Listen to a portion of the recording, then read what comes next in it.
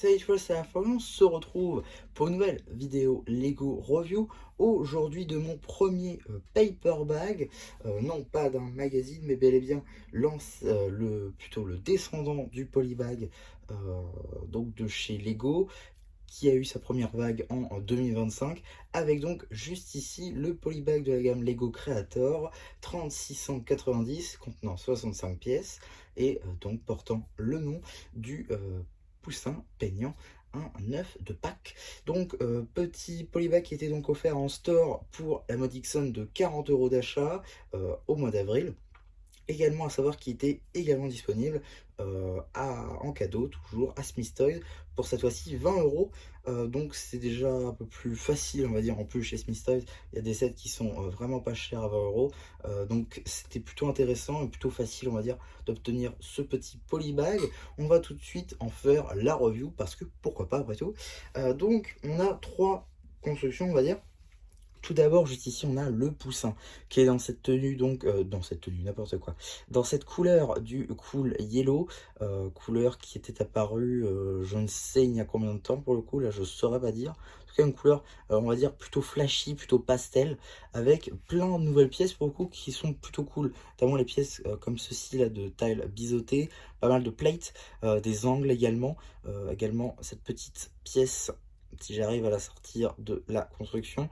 Voilà, comme ceci, c'est ce qui est plutôt cool pour faire des arrondis. En même temps, c'est une pièce faite pour. Donc voilà. On a également un peu de jaune, notamment avec les pièces de snot, pardon, qui sont donc juste ici. Également les pièces Dieu, qui je crois sont les nouvelles versions, parce qu'on a un petit rebord bleu dessus, chose qui n'était pas le cas sur les anciennes. On a également le petit pinceau, du coup, avec la lame verte fluo. Vert fluo qu'on va retrouver également sur la petite tablette de peinture.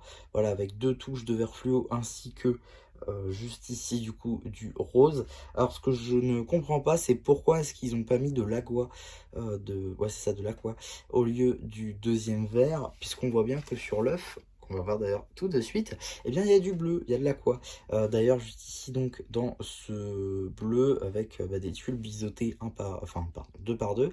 De même ici pour du rose ainsi que la taille inversée ronde, juste ici de ce vert fluo. Sinon on retrouve l'œuf. Alors je trouve il est un peu carré, genre par exemple ici, bon voilà, je sais que c'est compliqué avec les pièces, mais ici voilà, il est pas rempli, il arrondi, donc c'est un petit peu dommage je trouve.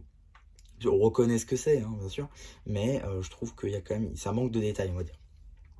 Néanmoins, c'est un polybag plutôt sympa, je pense. C'est plutôt cool pour du vrac notamment pour la couleur du cool yellow, qui c'est vrai n'est pas très commune, on va dire, chez Lego. Bon, beaucoup plus que d'autres couleurs vraiment minoritaires.